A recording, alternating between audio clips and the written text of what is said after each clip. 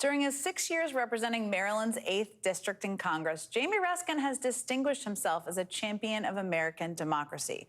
As a constitutional scholar turned congressman, he's best known for the impassioned case he made against Donald Trump for inciting the January 6th insurrection during Trump's second impeachment.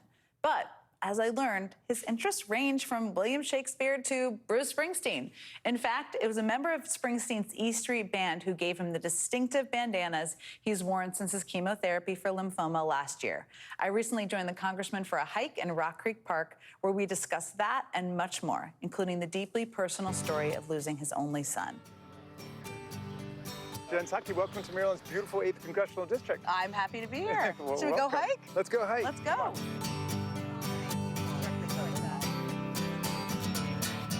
So hiking is a part of your life. It's a part of what you do on a regular basis. How often do you hike? Well, I grew up hiking this park. This part Your parents of Rock took Creek you Park. hiking? Yes. Or I would go with other people, but yeah. I remember this area well from when I was a kid. We took all of our kids hiking here in Rock Creek Park, and it's really an absolutely magical place. Mm-hmm. As you can see, with very thick tree canopy. Mm-hmm. This is the Boundary Bridge connecting Maryland to Washington, D.C.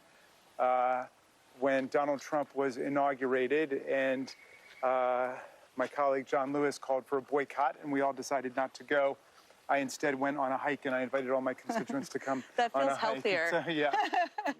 Now, you just entered remission for cancer, which is amazing news. How are you feeling? Well, thank you for asking, Jen. I feel, hugely better from what I was feeling like during the thick of chemo. It was a brutal process, but I'm back in the land of the healthy, so I'm very grateful for that. You've kind of brought bandanas back to cool again, I would say.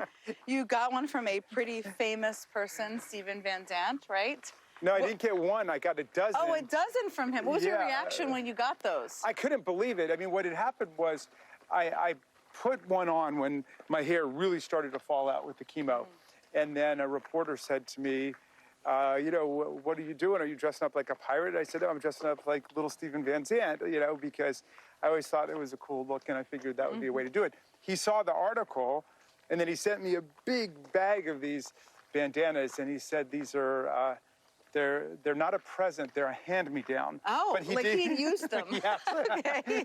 Now, I know that you were a big Shakespeare fan, because I've heard you quote Shakespeare. Yes. How did that start? Do you have a favorite play, sonnet? Well, I guess it started in high school when I first started reading the plays, including, Romeo and Juliet and Twelfth Night.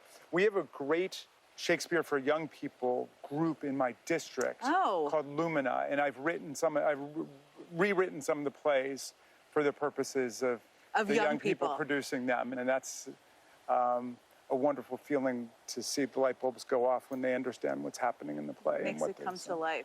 Should we sit down for a few minutes? Sure.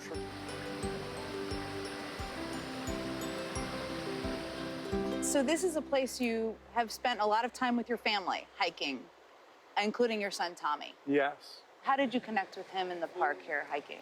Well, Tommy had come home in the spring semester of 2020 when they closed Harvard Law School down. He was a second-year student. Oftentimes, Tommy and I would just come to the park and take a long hike. There was nowhere else really to go. Mm-hmm. And after we lost Tommy on the last day of 2020, I'd come back to the park and get to recall the times that we had together and think about him. It's been a hard time for our family. It's been a long road. Tommy said often it's hard to be human, and it is hard to be human. And he called on everybody to be as compassionate and as decent as possible to everybody. In the period of time after you lost Tommy was also the insurrection and the attack on our nation's capital. Your daughter was with you. That feels like just a lot of trauma happening in one period of time. How did you even move forward? Well, I mean, when you're going through any of those traumas, you don't really experience yourself as having any choice other than to go through it and to try to respond the best that you can.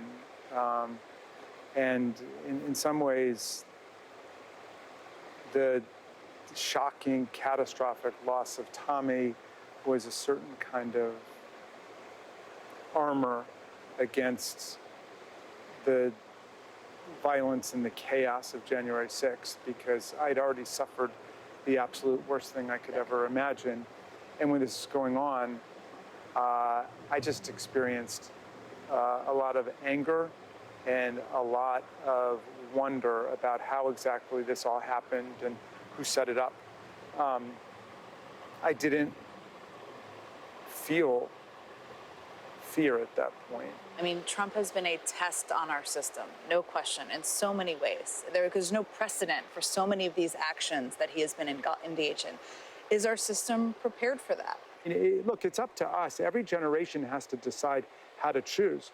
I mean, will the 21st century be a century of democracy and freedom and a use of all of the extraordinary new technologies to expand human happiness and prosperity, or is it going to be the use of the technologies by bullies and autocrats and tyrants to oppress people? Mm-hmm. And you can see it going in either direction.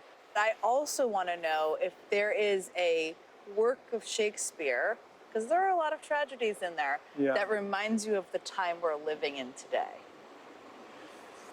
Well, there's a passage in The Tempest, hell is empty and all the devils are here. And I've thought about that a number of times. It feels applicable in the last some days. few years. Thank you for taking me to one of your favorite spots, which now I think is one of my favorite spots. Well, you're welcome anytime. The pleasure's all mine, Jen Psaki. And it's free here. That's free. the great thing about a public park. I appreciate it. I'm coming back. Please Thank come you back. so much again. Thank you.